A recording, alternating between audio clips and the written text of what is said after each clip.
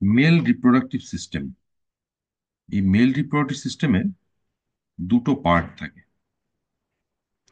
একটা হচ্ছে প্রাইমারি, আর একটা হচ্ছে সেকেন্ডারি রিপ্রোডাক্টিভ সিস্টেম। দেখো, প্রাইমারি রিপ্রোডাক্টিভ সিস্টেম আর প্রাইমারি রিপ্রোডাক্টিভ অর্গান কাকে বলে? প্রাইমারি রিপ্রোডাক্টিভ অর্গান হচ্ছে সেগুলো, these are involves in gametogenesis, যারা নাকি গ্যামেটোজেনেসিস করে। Gametogenesis, gametogenesis means gamete formation. Number one, gamete formation করবে যারা, তারা primary reproductive organ. Number two, function, release sex hormone, release release sex hormone,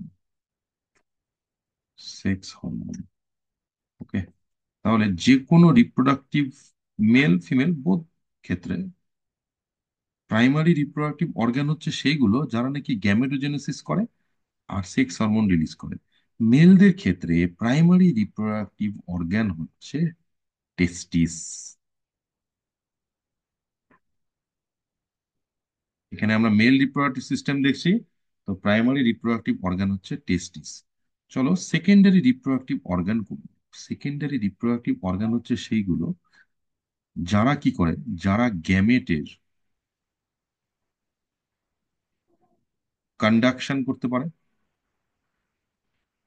গ্যামেটের conduction হতে পারে, অর নারিশমেন্ট করতে পারে, নিউট্রিশন প্রোভাইড করতে পারে, অ্যান্ড আদার্স কিছু সিক্রিশন করে, আদার্স সিক্রিশন ইনভলভ থাকে, তাদেরকে বলা হয় সেকেন্ডারি রিপ্রোডাক্টিভ অর্গান। চলো, মেলদের ক্ষেত্রে primary reproductive organ testis. Why primary testis is called primary reproductive organ? Because it involves in gametogenesis, that means spermatogenesis, sperm production করে। আচ্ছা, আর সেক্স হরমোন রিলিজ করে।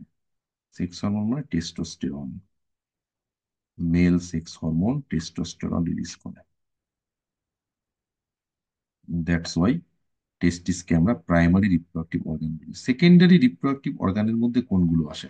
সেকেন্ডারি রিপ্রোডাক্টিভ অর্গানের মধ্যে কিছু গ্ল্যান্ড আসবে, কিছু অ্যাক্সেসরি গ্ল্যান্ডস, কিছু গ্ল্যান্ডস থাকবে আমরা দেখব, যেগুলো কিছু সিক্রিশন ইনভলভ থাকে, কেউ কিছু নিউট্রিশন প্রোভাইড করে। আর কিছু ডাক্ট থাকে, কিছু ডাক্ট থাকে, কিছু নালীপথ থাকে, যেগুলো এই গ্যামেটের কন্ডাকশনে হেল্প করে। আর একটা এক্সটার্নাল জেনিটেলিয়া থাকে, বহিস্থ জননাঙ্গ, এক্সটার্নাল জেনিটেলিয়া, জেনিটালিয়া। মেলদের ক্ষেত্রে এটাকে আমরা পেনিস বলি। তাহলে এই হচ্ছে বেসিক জিনিস, যে মেল রিপ্রোডাক্টিভ সিস্টেমে ফাংশনালি দুটো পার্ট করতে পারি অ্যানাটমিক্যালি। একটা হচ্ছে প্রাইমারি রিপ্রোডাক্টিভ অর্গানস, কোনগুলো যারা গ্যামেটোজেনেসিস করছে, মানে এখানে স্পার্ম প্রোডাকশন করছে আর সেক্স হরমোন রিলিজ করছে, টেস্টোস্টেরন ফর্মেশন করছে, এরা টেস্টিস। সেকেন্ডারি রিপ্রোডাক্টিভ অর্গান হচ্ছে সেইগুলো, এরা হচ্ছে গ্ল্যান্ডস হয়, কিছু ডাক্টস হয়, আর এক্সটার্নাল জেনিটেলিয়া, পেনিস। এইটা চলে আসলো সেকেন্ডারি রিপ্রোডাক্টিভ অর্গানের মধ্যে। এবার আমরা চলে আসি এই এই যে রিপ্রোডাক্টিভ অর্গান গুলো, এগুলো ডেভেলপমেন্ট কখন হয়?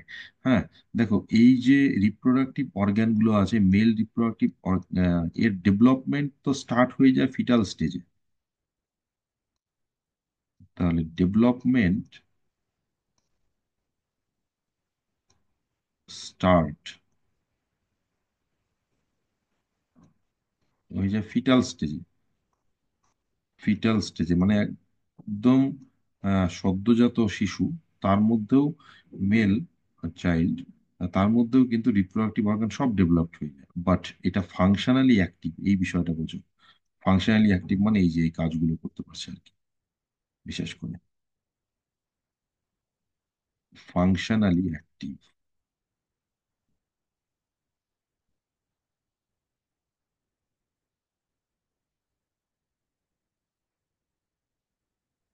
অ্যাক্টিভ হয় কোন সময়? মেলদের ক্ষেত্রে অ্যাট পিউবার্টি, অ্যাডোলোসেন্স, যেটাকে বয়ঃসন্ধিকাল, পিউবার্টি সময় কত? পিউবার্টির মোটামুটি ভাবে 12 থেকে 15 বছর সময়কাল। এই সময়কাল মেলদের ক্ষেত্রে এই সেক্স অর্গান গুলো ফাংশনালি অ্যাক্টিভ। ওকে, এবার আমরা চলে আসবো মেল রিপ্রোডাক্টিভ অর্গান লোকেশন কোথায়। দেখো এটা হচ্ছে পেলভিক রিজিয়নে থাকে, situated in pelvic region, in pelvic region. Pelvic রিজিয়নের মধ্যে মেল রিপ্রোডাক্টিভ স্ট্রাকচার আর সিস্টেম থাকে। চলে আসি আমরা প্রাইমারি রিপ্রোডাক্টিভ অর্গান টেস্টিসের কথা। চলো টেস্টিস আমরা এবার দেখি। টেস্টিস,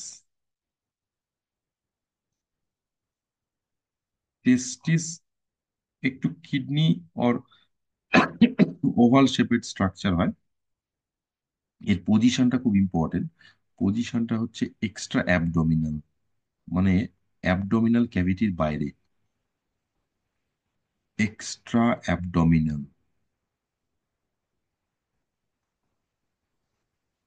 তাহলে এক্সট্রা অ্যাবডোমিনাল, অ্যাবডোমিনাল আর পেলভিক রিজনের বাইরে থাকে। এক্সট্রা অ্যাবডোমিনালটা খুব ইম্পর্টেন্ট। এই এক্সট্রা অ্যাবডোমিনাল পজিশনে টেস্টিসটা থাকে কোথায়? ধরো এই হচ্ছে টেস্টিস, এরকম ধরনের টেস্টিস, ওভাল শেপেড টেস্টিস। এটা কিন্তু একই হাইটে থাকে না, একটু দুটো টেস্টিস থাকে, pair of testis, pair, one pair testis থাকে। এটা একটু আপ এন্ড ডাউন থাকে, একটু আপ এন্ড ডাউন থাকে, তার কারণ আছে, বলছি। এটা একটা স্যাক লাইক স্ট্রাকচারের মধ্যে থাকে। তাহলে পজিশন কি? পজিশন বললাম হচ্ছে extra abdominal, this are situated in a special bag or sac like structure. এই স্যাক লাইক স্ট্রাকচারকে না বলা হয় স্কোটাম, স্কোটাল স্যাক, স্ক্রোটাম। এবার কোশ্চেনটা হচ্ছে, আমরা যখন ফিমেল রিপ্রোডাক্টিভ সিস্টেম পড়বো, প্রাইমারি রিপ্রোডাক্টিভ অর্গান ওখানে ওভারি, ওটা দেখতে পাবো লোয়ার অ্যাবডোমিনে থাকে, কিন্তু এটা এক্সট্রা অ্যাবডোমিনাল কেন? কারণ এই যে টেস্টিস বললাম, এই টেস্টিস, এটা হচ্ছে টেস্টিস। টেস্টিসের মধ্যে কি হয়? টেস্টিসে স্পার্মাটোজেনেসিস হয়, স্পার্ম প্রোডাকশন, স্পারম্যাটোজেনেসিস। এই স্পার্মাটোজেনেসিস হওয়ার জন্য যে টেম্পারেচার দরকার না, সেটা বডির থেকে বিলো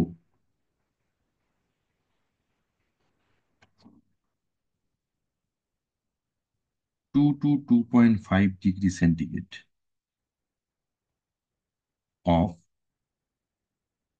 বডি টেম্পারেচার। দেখো এটা বডির বাইরে হ্যাঙ্গিং কন্ডিশনে থাকছে, স্ক্রোটাল স্যাপের মধ্যে। যদি অ্যাবডোমেনের মধ্যে থাকতো, এটা লোয়ার অ্যাবডোমেনে যদি সিচুয়েটেড হতো, তাহলে বডির টেম্পারেচারে এই স্পারমাটোজেনেসিস হতো না। কারণ বডির যা টেম্পারেচার তার থেকে মোটামুটি ভাবে ওই 2 থেকে 2.5, near about 3 degree centigrade com temperature দরকার। এই জন্য এটা বডির সাথে কি হয়, বাইরে থাকে, এক্সট্রা অ্যাবডোমিনাল থেকে একটা স্কুটাল স্যাকের মধ্যে থাকে। এবার কোশ্চেনটা হচ্ছে, স্কুটাল স্যাকের মধ্যে কি এটা এরকম ফ্লোটিং কন্ডিশন থাকে? না, এখানে না একটা বিশেষ ধরনের, এত কিছু তোমাদের নেই, একটু বলে দিই। একটা special type of connective tissue এখানে জুড়ে থাকে, এর সঙ্গে জুড়ে থাকে। এটাকে গুবারনাকিউলাম বলে, এটাকে বলা হয় গুবারনাকিউলাম। ঠিক আছে, এটা হচ্ছে গুবারনাকিউলাম। এবার কোশ্চেনটা কি হয়, যে টেস্টিসের এক্সট্রা অ্যাবডোমিনাল সিচুয়েশন হওয়ার কারণ কি? কারণ হচ্ছে এই যে স্পারমাটোজেনেসিস প্রসেসটার জন্য টেম্পারেচার বডির চাইতে 2 থেকে 2.5 ডিগ্রি টেম্পারেচার কম দরকার, এই জন্য বডির বাইরে থাকে। এবার কি হয়, যখন গরমকালে হচ্ছে সামার টাইমে বডি টেম্পারেচার বেশি থাকে, বডি প্রফিউজ সোয়েটিং হয়, তাই না, হিট বেশি থাকে, হিট জেনারেট করে বেশি। এই জন্য কি হয় দেখবে, এটা বডির সঙ্গে ইন্ট্যাক্ট থাকে না, হ্যাং করে যায়। আবার উইন্টার সিজনে যখন বাইরের টেম্পারেচার কম, মিনিমাম একটা টেম্পারেচার মেনটেন করার জন্য কিন্তু এটা কি হয়, বডির সাথে ইন্ট্যাক্ট হয়। মানে বিষয়টা এরকম ধরনের, বডির সাথে ইন্ট্যাক্ট হচ্ছে শীতকালে, ঠিক আছে, ইন্ট্যাক্ট হচ্ছে টেম্পারেচারকে নেওয়ার জন্য। আবার এটাই একটা স্পেশাল টাইপ অফ মাসেলস, একটা কর্ড দিয়ে হ্যাং করে যায় সামার টাইমে। তো এখানে একটা, এর পস্টেরিয়র পার্টে এরকম ধরনের একটা স্পেশাল,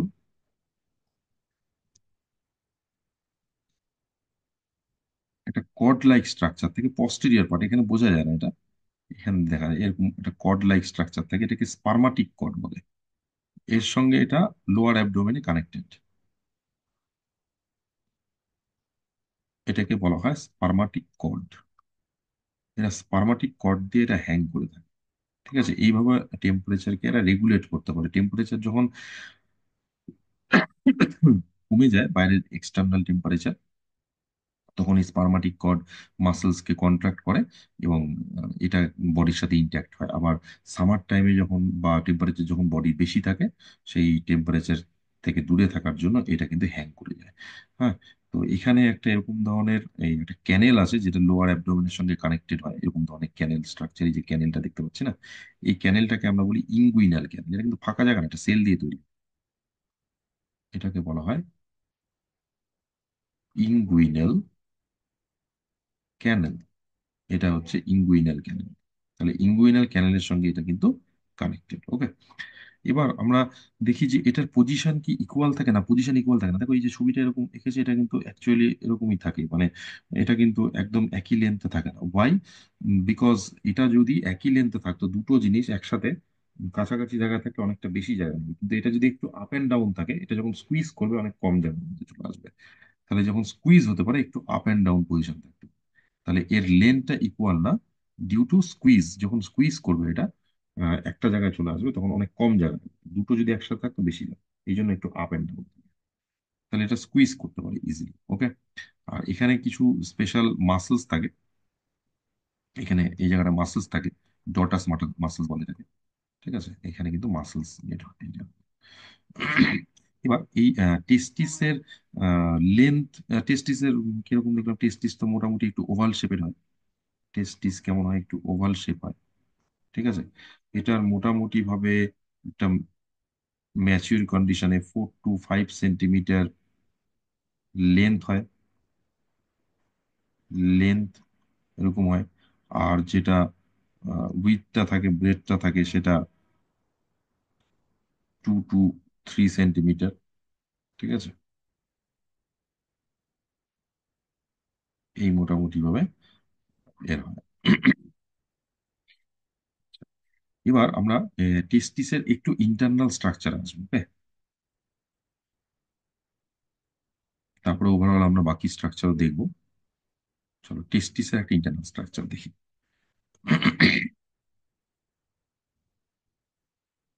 বড় করে দেখাই। তো আমরা একটা টেস্টিসের এলএস দেখি, LS longitudinal section, LS of টেস্টিস,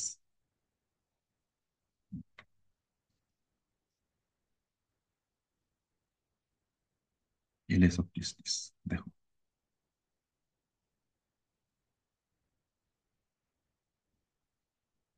ঠিক আছে, এই হচ্ছে টেস্টিস।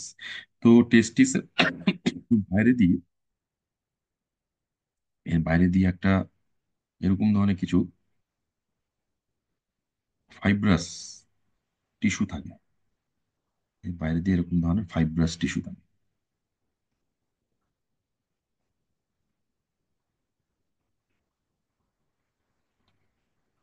এর বাইরে দিয়ে একটা আউটার মোস্ট কাভারিং থাকে, ফাইব্রাস টিস্যু, এরকম ধরনের ফাইব্রাস টিস্যু থাকে।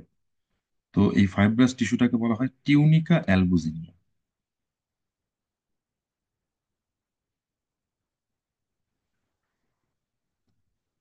টিউনিকা অ্যালবুজিনিয়া। তো ফাইব্রাস টিস্যুটার নাম কি? টিউনিকা অ্যালবুজিনিয়া। এবার এই টিউনিকা অ্যালবুজিনিয়ায় ভেতরের দিকে, টিউনিকা অ্যালবুজিনিয়ায় ভেতরের দিকে কি হয়, একটা কম্পার্টমেন্ট তৈরি করে বসে, এরকম ধরনের এই হচ্ছে compartment.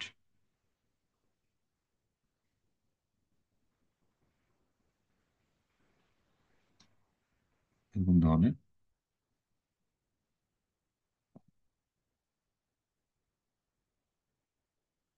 Tunic albuginea, outer most tunic albuginea, inner side এরকম ধরনের কম্পার্টমেন্ট আর সেপ্টা তৈরি করে।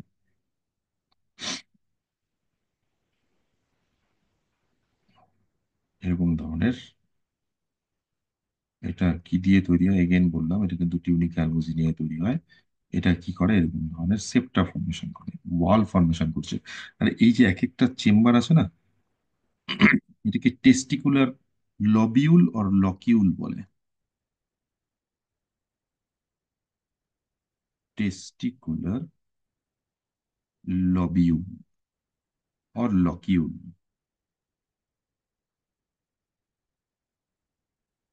মোটামুটি ভাবে এটা 250 থেকে 300টা এরকম ধরনের চেম্বার থাকে। দেখো কি বললাম, টেস্টিসের বাইরে দিয়ে একটা আউটার মোস্ট এরকম কাভারিং থাকে, টিউনিকা অ্যালবুজিনিয়া বলে। এর বাইরে দিয়ে আবার একটা ফ্যাটের লেয়ার থাকে। এর বাইরে দিয়ে এরকম একটা ফ্যাটের লেয়ার থাকে। এটা মেকানিক্যাল শক থেকে বাঁচায়। খুব ডেলিকেট স্ট্রাকচার টেস্টিস, এখানে স্কোটাল সেকের মধ্যে যখন থাকে ওইখানেও ফ্লুইড থাকে, ফ্রিকশন থেকে বাঁচায়। তো বাইরের যে এই যে এক্সটার্নাল স্ট্রাকচার দেখেছো না, এটাকে টিউনিকা ভ্যাজাইনালিস বলা হয়। টিউনিকা ভ্যাজাইনালিস, এটা একটা ফ্যাটি লিড। ভ্যাজাইনালিস। চলো, এই টেস্টিকুলার লকিউলের মধ্যে আমরা কি দেখতে পাই, লঙ্গিচুডাল সেকশনে না, এখানে এরকম ধরনের কিছু narrow tube like structure appeared. Spiral এরকম ধরনের কিছু টিউব লাইক স্ট্রাকচার দেখতে পাওয়া যায়। প্রত্যেকটা টেস্টিকুলার লকিউলের মধ্যে এরকম ধরনের কিছু টিউব লাইক স্ট্রাকচার দেখতে পাওয়া যায়।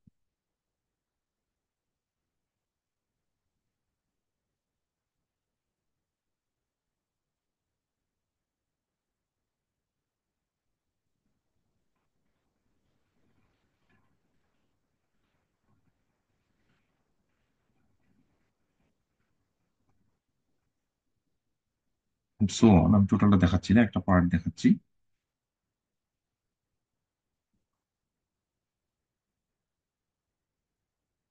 এগুলো একদম ন্যারো হবে।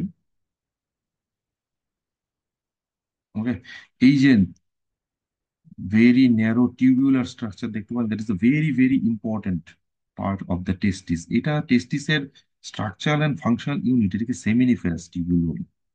These are called seminiferous tubules, called seminiferous tubules.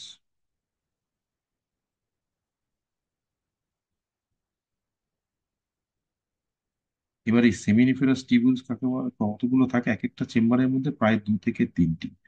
তাহলে ওভারঅল একটা টেস্টিসে, টোটাল একটা টেস্টিসে কতগুলো কম্পার্টমেন্ট আছে, ম্যাক্সিমাম 300, আর 3টে করে থাকলে ওভারঅল প্রায় এক একটা টেস্টিসের মধ্যে 900 সেমিনিফেরাস টিবিউলস থাকে। সেমিনিফেরাস টিবিউলস থাকে, তাই এক একটা টেস্টিসের মধ্যে ইচ টেস্টিসে পেয়ার অফ টেস্টিস থাকে। এরকম ধরনের কতগুলো, প্রায় 900 সেমিনিফেরাস টিবিউলস থাকে। ওকে, এবার দেখো ইন্টারনালি কি হয়, দিস সেমিনিফেরাল টিবিউলস আর ফার্দার কানেক্টেড। এইগুলো ফার্দার কানেক্টেড হয়ে যায়, এইগুলো কানেক্টেড হয়, কানেক্টেড হয়ে একটা ডেন্স ম্যাট লাইক স্ট্রাকচার তৈরি করে এখানে। এগুলো কানেক্টেড রেটিকুলার স্ট্রাকচার তৈরি করে, হাইলি ডেন্স রেটিকুলার স্ট্রাকচার দেখতে পাওয়া যায়। ভেতরের দিকে এরকম একটা ম্যাট লাইক স্ট্রাকচার দেখতে পাওয়া যায়। জাস্ট ওই থ্রেডস গুলো একটা পর একটা জড়িয়ে যে স্ট্রাকচার হয়ে যায়, ঠিক এরকম ধরনের একটা mat like structure. That means various variety of seminiferous, a number of seminiferous tubules unite to form a mat-like structure। এই যে ম্যাট লাইক স্ট্রাকচার ডেভেলপ হয় না, এই ম্যাট লাইক স্ট্রাকচারকে আমরা বলে থাকি রেটিটেস্টিস। কি বলা হয়, রেটিটেস্টিস। ওকে, এটাকে বলা হয় রেটিটেস্টিস। তাহলে রেটিটেস্টিস গুলো কি দিয়ে তৈরি হয়? সেমিনিফেরাস টিবিউলস গুলো ইন্টার কানেক্টেড হয়ে, হ্যাঁ, অনেকগুলো সেমিনিফেরাস টিবিউলস এই মাঝের জায়গায় ইন্টার কানেক্টেড হয়ে কি তৈরি করে? ম্যাট লাইক স্ট্রাকচার তৈরি করে। এটাকে আমরা বলে থাকি রেটিটেস্টিস। ফার্দার এই রেটিটেস্টিস যেগুলো আছে, যেগুলো কানেক্টেড হয়ে গেছে, এখান থেকেও কিছু ন্যারো টিবিউলার স্ট্রাকচার বেরিয়ে যায়। এবার দেখো রেটিটেস্টিস গুলো একটা জায়গায় গিয়ে ইউনাইট হচ্ছে।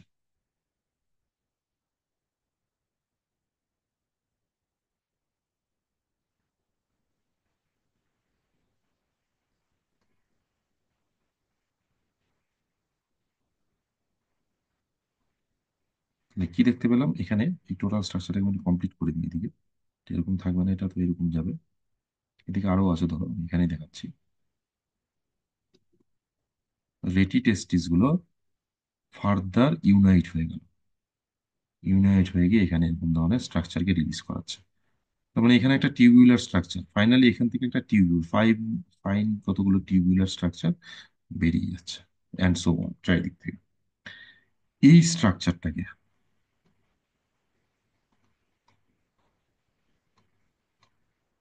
এই যেটা ডেভেলপড হলো, এখান থেকে রেটিটেস্টিস গুলো কানেক্টেড হয়ে যেটা রিলিজ হচ্ছে, সেটাকে আমরা বলে থাকি ভাসা ইফারেন্সিয়া। ভাসা ইফারেন্সিয়া। চলো, এটা ভাসা ইফারেন্সিয়া। এবার ম্যাটারটা কি, যে টেস্টিসের স্ট্রাকচারাল অ্যান্ড ফাংশনাল ইউনিটকে, এই যে সেমিনিফেরাস টিউবুস, তাহলে এটাকে লিখে দিই structural and functional unit of testis. দেখো সেমিনিফেরাস টিউবুল কি তৈরি করবে? এনা স্পাম প্রোডাকশন করে। এই স্পামের কন্ডাকশন কি করে হয়? দেখো উইদিন টেস্টিসের মধ্যে একটা কোশ্চেন আছে, সেমিনিফেরাস টিউবুলসে, সরি টেস্টিসের মধ্যে স্পামের কন্ডাকশন কি করে হয়? স্পাম প্রোডাকশন কোথায় হয়? কন্ডাকশন প্রোডাকশন হচ্ছে সেমিনিফেরাস টিউবুলস, সেমিনিফেরাস টিবিউলস, সংক্ষেপে লিখি এফএসএফটি, সেমিনিফেরাস টিবিউলস। তারপরে ওখান থেকে স্পামটা কোথায় রিলিজ হবে? সেমিনিফেরাস টিবিউলস গুলো কানেক্টেড হচ্ছে রেটি টেস্টিস, তারপরে রেটি টেস্টিস গুলো কোথায় কানেক্টেড হচ্ছে? কানেক্টেড হচ্ছে ভাসা ইফারেন্সিয়া। ঠিক আছে, এবার ভাসা ইফারেন্সিয়া এই স্ট্রাকচারটুকুন কিন্তু টেস্টিসের মধ্যে আছে। এই ভাসা ইফারেন্সিয়া গুলো ফাইনালি যার সাথে গিয়ে মার্চ করে, এই স্ট্রাকচারটা ভাসা ইফারেন্সিয়া কিন্তু টেস্টিসের স্ট্রাকচার। এটা যার সাথে গিয়ে মার্চ করে, এটা যেখানে গিয়ে মিলিত হয় আর কি, সেখানে টেস্টিসের বাইরে দিয়ে এরকম ধরনের একটা লেয়ার দেখতে পাওয়া যায়।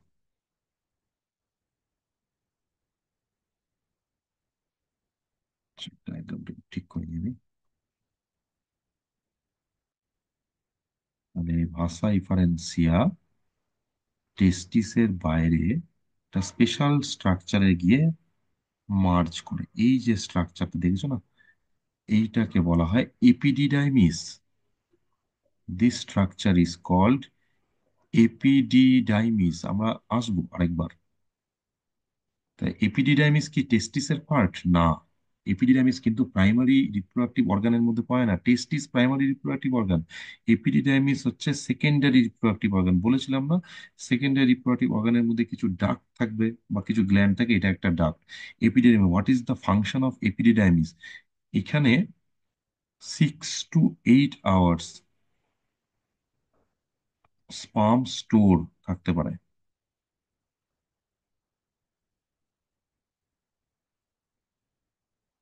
বিশেষ কন্ডিশনে, and physiological maturity of sperms takes place. Sperms এর physiological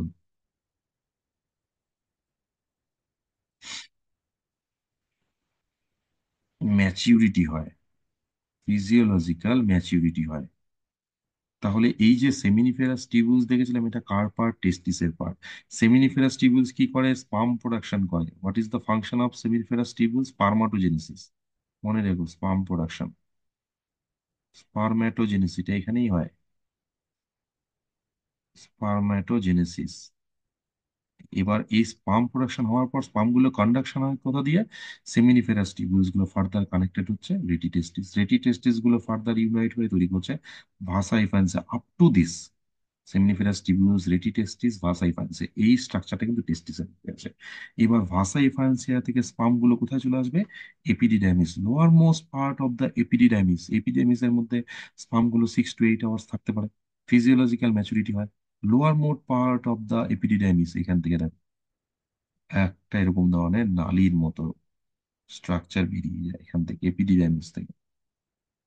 এটাও হচ্ছে সেকেন্ডারি রিপ্রোডাক্টিভ অর্গানের মধ্যে আসে। এটা কোথায় বেরিয়ে যায় পরে আসবো আমরা।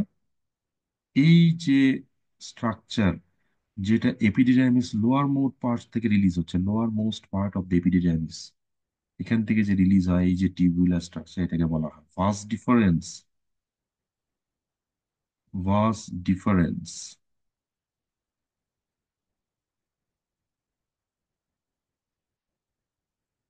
ভাস ডিফারেন্স। ওকে, এই সমস্ত পার্টগুলো, সেমিনিফেরাস টিবিউলস, রেটিটেস্টিস, এপিডিডাইমিস, ভাসা এফারেন্সিয়া, এপিডিডাইমিস, ভাস ডিফারেন্স, প্রত্যেকের মধ্যে দিয়ে কার কন্ডাকশন হচ্ছে? অনলি স্পার্ম, সিমেন না কিন্তু, সিমেন আর কোনো ফ্লুইড এখানে নেই, শুধুমাত্র স্পার্মের কন্ডাকশন হয়।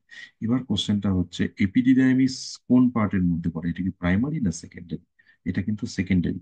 ইনফ্যাক্ট ভাস ডিফারেন্স এটাও কিন্তু সেকেন্ডারি রিপ্রোডাক্টিভ অর্গানের মধ্যে পড়ে। প্রাইমারির মধ্যে টেস্টিস পড়ে। প্রাইমারি রিপ্রোডাক্টিভ অর্গান হচ্ছে সেইগুলো যারা স্পার্ম প্রোডাকশন করছে। দেখো টেস্টিসে সেমিনিফেরাস টিবিউল, স্পার্মাটোজেনেসিস হচ্ছে। আর ইনফ্যাক্ট এইখানেই কিছু সেল আছে যেখান থেকে দেখবো টেস্টোস্টেরন প্রোডাকশন হবে। এবার এখানে একটা ইনফরমেটিভ কোশ্চেন, এপিডিডাই টেস্টিস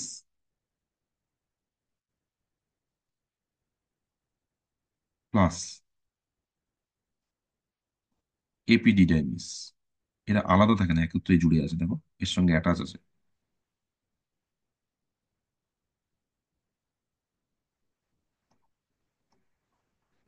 ডাইমিস, কালেকটিভলি কল্ড টেস্টিকল, এদেরকে একত্রে টেস্টিকল বলে। তো হোয়াট ইজ টেস্টিকল?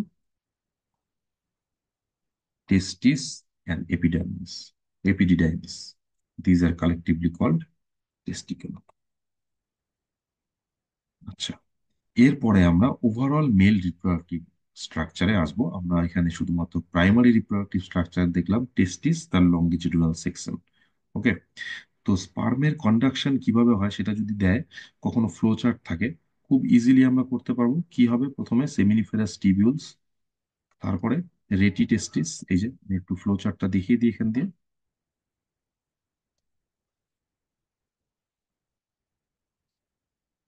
দেখিয়ে দিই, এখান দিয়ে ফ্লো হচ্ছে, তারপরে কোথায় চলে আসে? রেটি টেস্টিস, দেন চলে আসবে ভাসা ইফারেন্সিয়া, তারপরে এপিডিডাইমিস দিয়ে ফ্লো হতে হতে ভাস ডিফারেন্স। তাহলে কোনো সময় যদি ফ্লো চার্ট দেয়, দিয়ে সিকোয়েন্স করতে বলে, সেক্ষেত্রে আমরা এটা পারবো যে প্রথমে চলে আসে সেমিনিফেরাস টিবিউলস, দেন সেখান থেকে রেটি টেস্টিস, তারপরে চলে আসে ভাসা ইফারেন্সিয়া, তারপরে চলে আসে এপিডিডাইমিস। এই পর্যন্ত টেস্টিসের পার্টের মধ্যে চলে আসলো, এবার টেস্টিসের বাইরে চলে গেল, তারপরে এটা ভাস ডিফারেন্স। ব্যাস, এরপরে আমরা দেখবো বাকিটা কোথায় যাচ্ছে। Okay? তো এইটুকুন গেল হচ্ছে টেস্টিসের লংগিচুয়াল সেকশন, তার সঙ্গে এপিডিডাইমিস আর ভাস ডিফারেন্সটাও দেখবো। এবার ওভারঅল আমরা এদের সিচুয়েশন বোঝার জন্য ওভারঅল একটা মেল রিপ্রোডাক্টিভ সিস্টেম কেমন হয়, এটা আসবো নেক্সট ভিডিওতে।